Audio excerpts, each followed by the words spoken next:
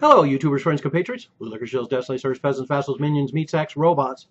I'm Useful Idiot. Welcome. And let's go to Taiwan. And this story that came out about Foxconn, who manufactures a lot of equipment, phones, etc. for Apple. They are moving more towards automation and robots in a big way. So this story goes fully in line with a lot of videos I've done about automation and robotics, the universal basic income, predictions of 50% layoffs in the future, and the creation of a useless class because of automation and robotics. And it's an important topic because not only is the future coming very fast, and we have things like self-driving cars and the interface of automation, robotics, and artificial intelligence that are going to make some drastic changes in world culture in the next 5 years. I guarantee it. We're seeing a lot of dramatic changes right now, and so anyway, this story goes right in line with that. And there's kind of two schools of thought. There's one school of thought that automation and robotics are going to come along and replace a lot of human labor and workers around the globe. And then there's the other scenario where, based on old models, the idea that there will be new jobs that will be created by all this new technology. Unfortunately, I tend to be the more dire view now because this time it's different. This technological revolution is different than the industrial revolution. It's different than the IT revolution. So anyway, and this story kind of bears that out. And let's get into the story. So Apple manufacturer Foxconn is planning to replace their entire workforce with robots.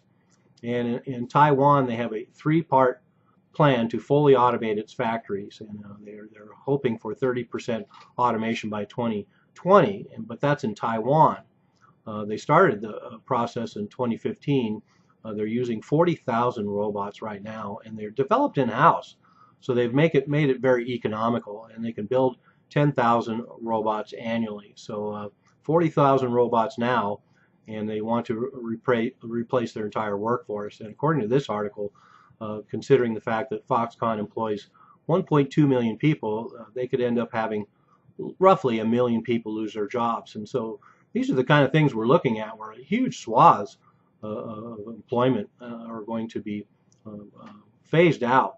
And this is all the more interesting because the company has factories in mainland China who are already in the second and third phase of this full automation. So that was kind of surprising. So they're going to full automation robotics in China, of all places. So here's a place where there's been traditionally, at least in our time, supposedly this massive source of cheap labor. And even that country is moving to automation and robotics. So that should tell you something about the future. And the company spokesman said that, quote, in the first place, Foxconn aims to set up individual automated workstations for work that workers are unwilling to do or is dangerous. This will be followed by the second phase, which focuses on streamlining production efficiency and removing unnecessary robots from the production line. And then in the third phase, entire factories will be automated with only a minimal number of workers assigned for production, logistics, testing, and inspection processes, unquote.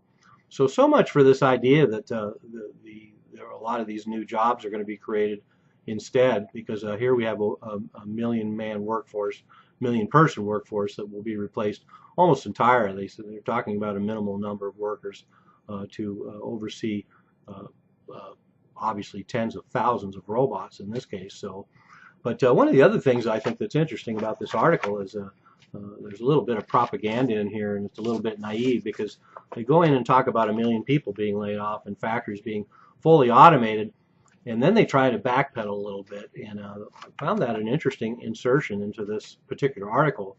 They go on to say, quote, while robots may be a more cost-effective option in the long term, a company must be ready to shell out a sizable initial investment to begin the transition to automation. And while robotic technology continues to improve, robots aren't likely to put everyone out of work, unquote. And then it goes on to, quote, reprogramming a robot to perform multiple tasks or even a single new one is just too time-consuming and expensive, unquote. And that's where this article is very misleading, because the fact is that the robots have become extremely cost-effective, and that's the reason why we're seeing massive moves into automation robotics the world over, including fast food restaurants in the United States using kiosks and the like, and so we're going to see a lot of this, and they wouldn't be doing it if it weren't cost effective. So that is misleading in this article, and then also it's not likely to put everybody out of work because the transition will be rough. Well, the transition is going on right now, so that's also misleading. And then the idea that, quote, reprogramming a robot to perform multiple tasks or even a single new one is just too time-consuming and expensive, unquote. That's just a blatant distortion. The fact is that reprogramming robots and having them do new tasks is getting simpler and simpler and simpler with the interface of robotics, automation, and artificial intelligence. And interestingly enough, the article also talks about the fact that many experts are already proposing remedies for these massive layoffs, including the universal basic income and increased retraining. And that's extremely misleading as well, because the universal basic income is a long way off, and people have a lot of problems, and governments and systems have a lot of problems with the welfare states that we have in the world now, let alone getting to the point where we have a universal basic income. A lot of things will have to be hammered out before that can be a remedy. Although we are seeing the universal basic income tested out in certain incubators in different cities around the world, but certainly in its infant stages at this point. And then the whole idea of increased training, I mean, that's just horseshit. As we've seen, there's been this attempt to talk about the fact that we need retraining in the United States to get people back in the workforce, and it just isn't really happening. And also the retraining in this case is going to be extremely difficult for large swaths of the population, because if they're going to be monitoring and working on this sophisticated level of technology, then they're going to have skills that elude large proportions of the population, particularly as our education systems deteriorate in places like the United States. So anyway, some more bad news as far as robotics and automation.